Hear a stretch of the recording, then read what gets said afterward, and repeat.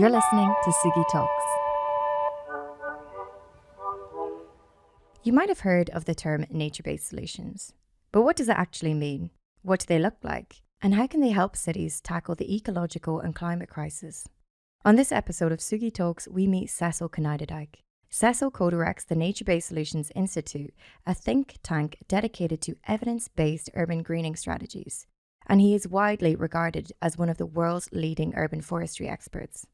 With over 30 years of experience studying, teaching, and advising with the likes of United Nations, Cecil is passionate about using trees and nature to develop better cities, and he always stresses the importance of building meaningful relationships between people and places.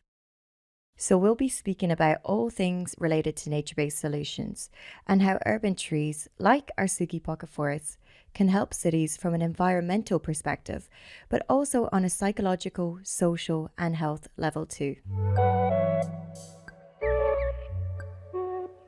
So thank you so much for coming on and having a chat with us. No worries. Sure. Yeah.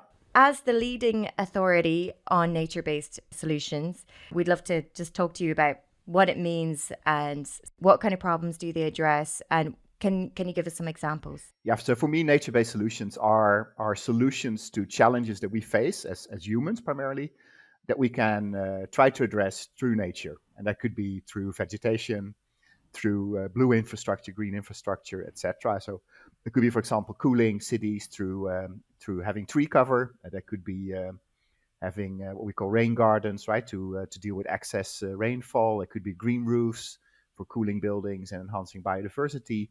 So there's all kinds of ways, I think, how nature can help us to address challenges like climate change or stormwater or health challenges and so forth. Mm-hmm. And I think it's really interesting because we hear a lot about the climate crisis, but maybe it's not often talked about how the ecological crisis is also interconnected with this. So could you talk a little bit about the interplay between these two things and how things like urban forestry can help mitigate? Yeah, great question, because I think, as you say, right, there's so much focus on climate. So I think there are three interconnected crises. So you have the climate crisis on one hand, you have the ecological, the biodiversity crisis on the other, and then there's also kind of a human health social challenge as a third. So these three are very strongly connected, right? So climate adaptation means, for example, cooling cities, which has an impact on our health, but climate also has an impact in terms of biodiversity changes. Of course, we have biodiversity loss that then can impact, for example, our health, because we need more biodiverse environments to be healthy. So these three are really interconnected, and urban forestry is one way, I would say, to actually address these three challenges at the same time, while bringing more healthy, more resilient urban forests, more diverse urban forests into cities. So definitely strongly connected. And I always talk about the biodiversity, health, and climate challenges at the same time. Mm-hmm. Yeah, it's interesting because it's something that's under the surface. So as the leading expert in urban forestry, why are urban forests and trees important for cities? It's a big question. It's a big question for sure. Well, I think if you go all the way back, and I'm not going to talk too much about history or so, but of course we have a very special relationship with trees. People have, we have come from the trees, we have an evolutionary link to trees. And I think there's also something in psychology and anthropology that talks about our connection to trees as similar beings, right? They stand up like humans do. They are a little bit anthropomorph in a way. And of course, we bring them into all stages of our lives, everywhere where we are. So I think that's one part of it. But then the second part of it is that trees really provide all these different benefits. So we know that they're good for our health. They harbor biodiversity. They cool. They clean the air. So I think trees are really, in that sense, magical beings, because they really do so much for us. And wherever we go in the world, we bring trees with us because we like them generally and want to have them close. Mm-hmm. And I thought it was really interesting in one of the talks that I watched that you gave, you talked about some research that showed just seeing a tree from your home can actually improve well-being. So what other studies or evidence have been instrumental in your advocacy? Yeah, so of course I'm trying to stay on top of the literature, and there's so much happening these days, right? So as you say, studies show that just seeing trees from your window reduces your mental health problems. We saw that during the COVID pandemic, for example, that people who could see trees and green from their window had much less need to get mental health medication, for example. So there was a clear link there. But of course, there's a lot of other research that shows that trees stimulate us to be more socially interactive. Of course, we know all the things about cooling and air pollution reduction, biodiversity. So there's hosts of studies now that really show how important trees are. I should say healthy trees, right? Trees that are doing well, because if trees are not doing well, then they can also sometimes have negative impacts on us in terms of maybe falling branches, or people get depressed seeing dead trees, and so it's a fine balance, right? But healthy trees in general, I think, have a lot of positive impacts on us in many ways. Yeah, absolutely. And at the minute, what are some of the major issues facing the distribution of urban trees? And I know you mentioned healthy trees, which is important, and the implementation of planting them needs to be correct. Yeah, absolutely. So I think one of the main issues is, of course, especially in urban areas, there's so much competition for space. So, of course, there's housing needs in many countries. Right here in Utrecht, we're building thousands of houses every year, basically, to host to home people. And on the other hand, of course, trees need space. So they don't only need space overground, but also underground. So they need a certain volume of soil to be healthy.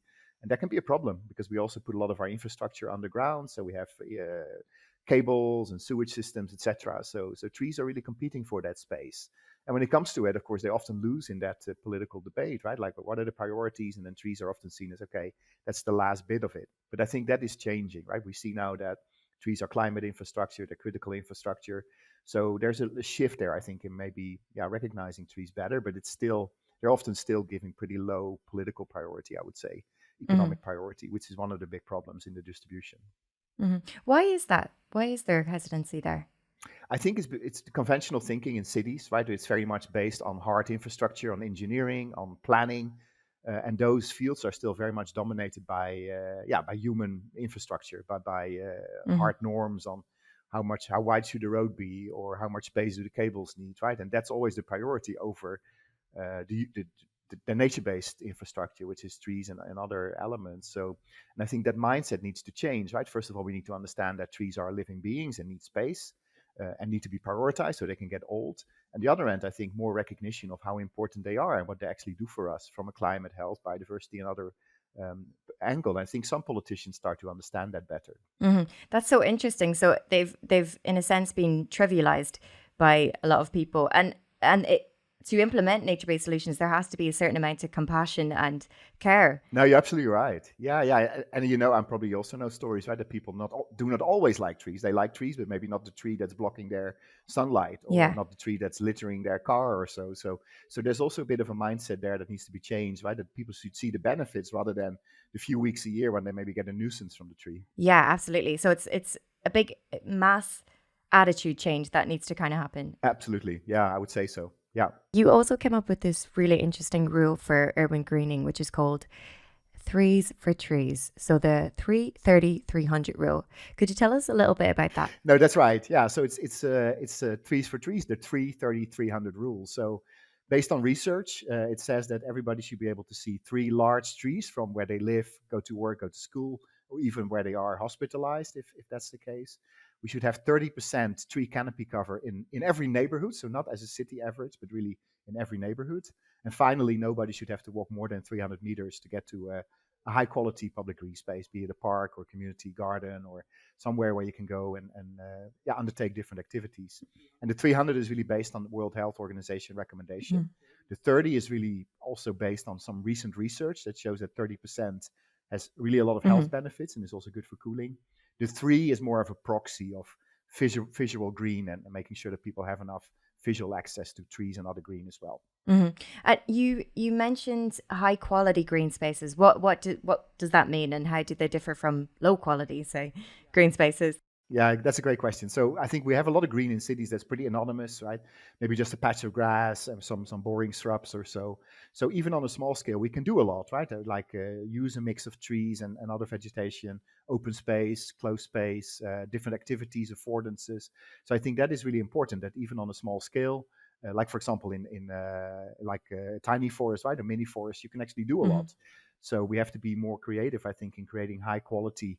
And high quality then really relates to, on the one hand, the quality of the vegetation, but also the quality of the experiences and diversity of activities you can undertake. So cram a lot into small spaces as well in terms of what people can do there, what kind of activities they can do. I guess that's the magic of these Miyawaki forests that SUGi specializes in. How do you feel about these types of urban forests and what SUGi does? Yeah, I like the idea of kind of bringing the forest back into the city, and of course, often because we have such limited space, then people say, "Well, we cannot have a forest." Well, I think the Miyawaki forest, the SUGi approach, and so show we can actually do a lot, right? So we can actually, even on a small scale, create a forest experience. And I think especially for children, this is really important. So to have an opportunity to go into a small forest near to their school or so, to be there, right, to be sheltered, I think that is really important. So I see it as one of the tools that you can use to really bring 330, 300 into every neighborhood and to create a really strong nature experience and forest experience. Love that. That's I think it's an amazing reel. That you came up with this reel, wasn't it? It's part of your I campaign. did, yeah. I came up with it during the COVID pandemic in February 21. Mm-hmm. It just clicked. I saw some new research coming, and I was in Barcelona, Spain at that moment. And it just started coming together. I thought, okay, but there's something about it. I launched it on social media, and it was really picked up Mm-hmm. pretty immediately. And now, for example, here in the Netherlands, about 1/3 of all municipalities is using it already. So it's really taking off, like, yeah, within 3 years. Oh, that's amazing. That's so good to hear. What are some of the factors that need to be considered? Because all cities are different. Yeah, for sure. So I always say, right, 330, 300 is great and it's a good ambition, but it will not be doable everywhere. So sometimes you're in a very dense urban area or a historical city center. Maybe you are in the Middle East, right, where it's very hard to get, for example, 30% canopy cover. So I think there you have to nuance it and see, well, what can you do? What can you achieve also based on locally appropriate vegetation and green spaces?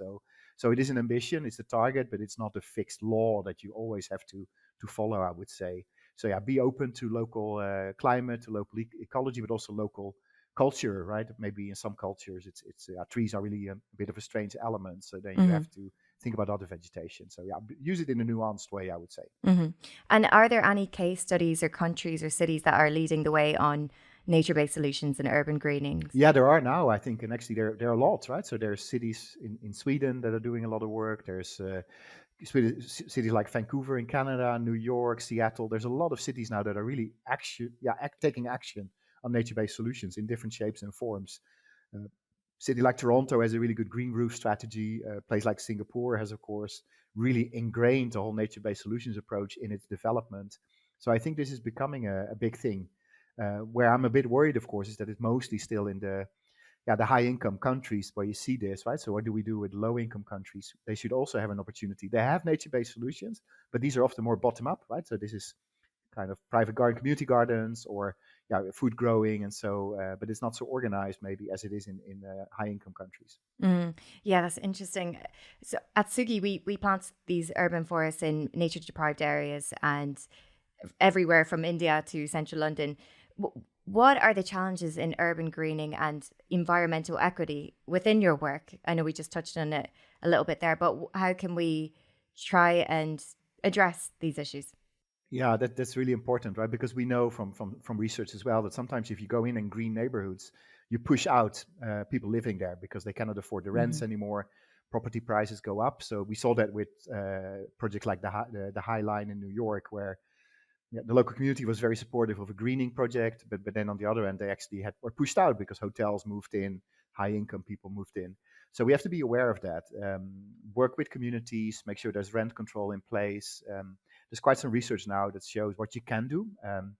On the other end, of course, it is very important that we give everybody good access to green. So it's no reason to say, well, we shouldn't do it because we're going to get gentrification. Hmm. We just have to make sure that all parts of the city are green, that everybody has good access to green. And there, 330, 300 is kind of an underlying principle that has a very strong environmental equity dimension to it, of course. Hmm. Yeah, absolutely. I was reading some studies actually recently that were based in the UK, and they said that a lot of the lower income areas and areas with the high density of immigrants generally had lesser access to high quality green space. And with the urban heat sink effect, they're going to be the first to really suffer the consequences of that. Very true. Yeah. And actually, we saw in the United States that they recognized that, right? So the Mm. Biden administration, they put in $2 billion US to enhance urban forest in vulnerable communities because they saw, of course, as you say, right, that people live in lower income people live in less green Mhm. neighborhoods, have more impacts of climate change, is warmer. They already have health issues often. Mhm. So it's kind of a double whammy effect. So trees actually have to be taken to those neighborhoods to make sure that we also, yeah, save healthcare costs, for example. It's really crucial. Absolutely. So you coined another great phrase, a term called green wasting. Could you talk a little bit about that and how it differs from greenwashing? Yeah, it's really good. It's actually my colleague Johan Östberg, who I work with, who is the real father to the concept. So we wrote a paper, paper together. But I like the idea because it talks about now all the great efforts that people have to plant 1 million trees or to do a lot of work, which is not often very thought through. So we just spend a lot of money, a lot of effort in planting trees, but then there's no real consideration of proper management or proper tree selection or engaging with communities. So we waste a lot of green effort. Basically, that's it. So yeah, we do things, but we play the numbers game. It should not be about quantity, it should be about quality. So that's why we feel green wasting adds to the greenwashing idea. So green wasting is much more about green efforts that are actually not really using the resources in the right way and are actually not very sustainable. So good intentions, but the implementation isn't there.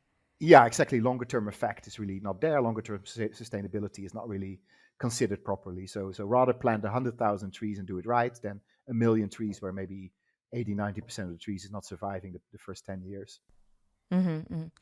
I guess that's also what I love about the Miyawaki method and what SUGi does, because these forests are self-sustaining after 2 to 3 years, but they have something crazy like an 80 to 90% survival rate. So it's pretty high. But also they're planted with the community. And I think this communal activity tackles the idea of separation from us and nature. And it also gives people an opportunity to have a stake in their surroundings, which is a really empowering and important thing, really. Yeah, I agree. And I think that's actually, to be honest with you, I think that's one of the strengths of the Miyawaki method, right? So foresters sometimes debate this is the best way or not. But actually, one of the key strengths is that you work together with the local community, you develop this forest system together. And I think that is really where a lot of the benefit will also come from. Mm-hmm. Absolutely. And to implement urban forests effectively in cities, what do you think are the most important factors to consider? Yeah, I think we already talked a little bit, right, about the idea of minds changing minds. So anything from residents to politicians, and we all have to be aware that the trees and forests are important, and we need to have them close to us to get those benefits.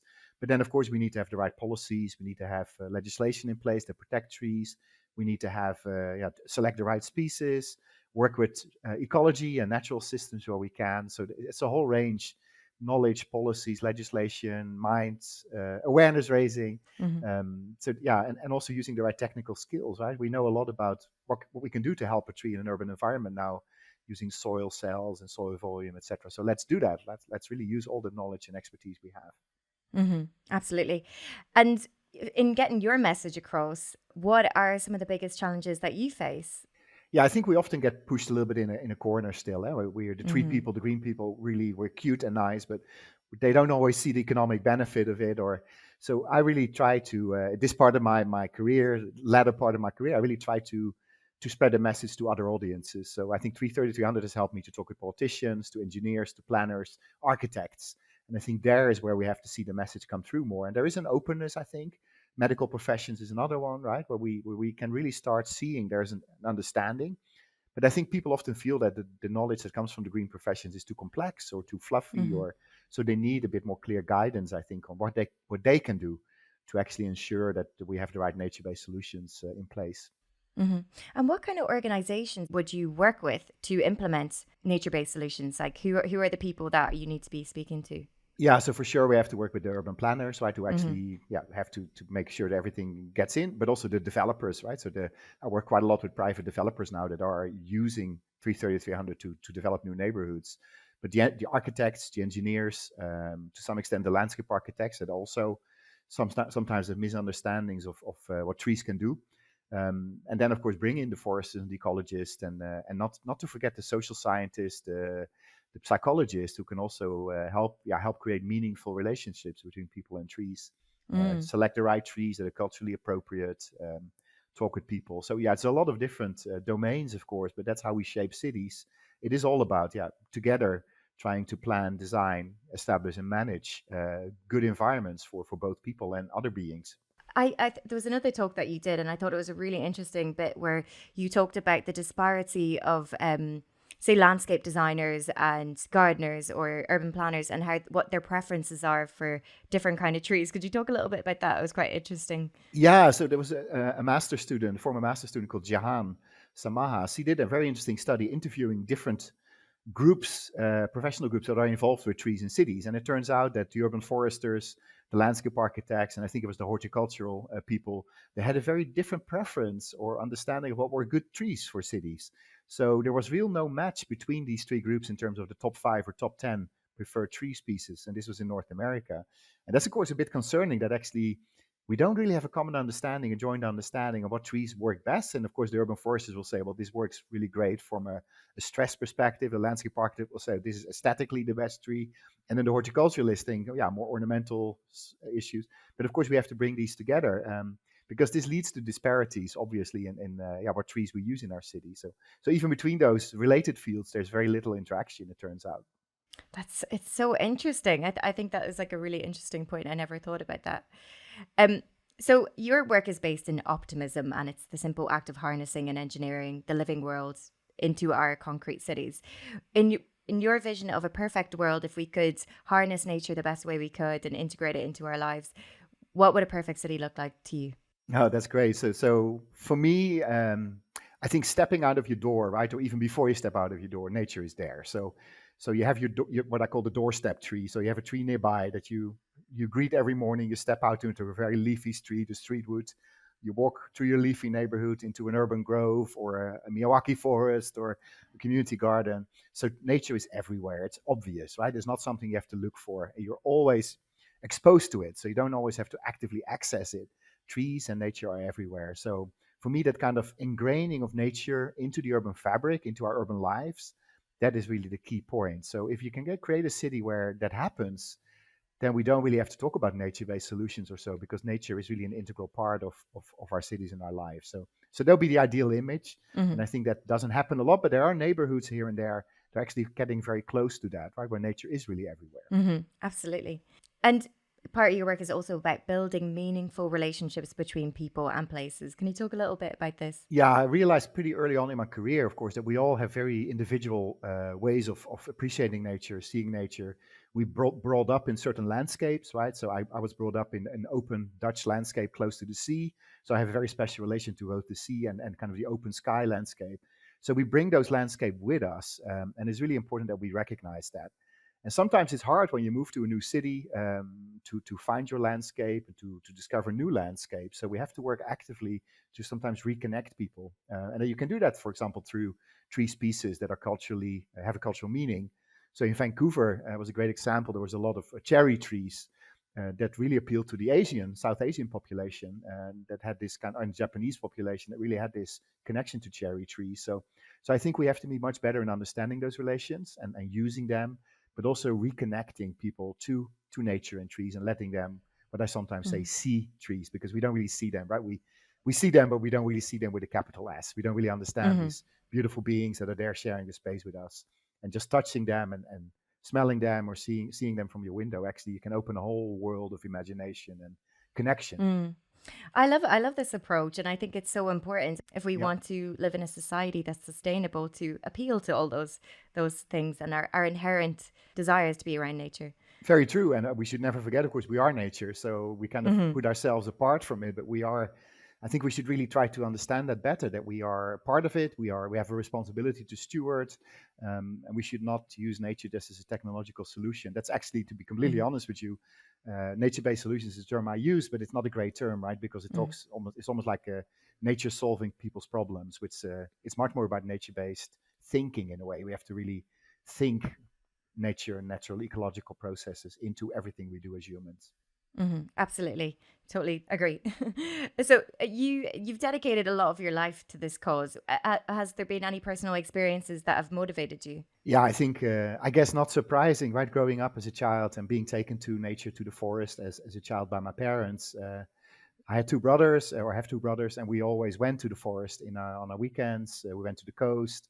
And I think that really colored me. So I was really young when I already started collecting feathers and bird skulls and started buying nature books. So I think that kind of, bringing nature into children's lives is really important. And we know it also from research that if you are exposed to nature as a child, then you have more environmental friendly behavior later in life, and you're actually more inclined to pass it on to your children. So for me, that was it. And I think also the realization that is not going so well for biodiversity, for nature. I remember seeing all the birds when I was young that I don't see anymore these days because, things have become so negative for nature in many instances. So that has been, a reason. So love for nature and also an urgency to bring nature back as we are losing so much of the things that were there before.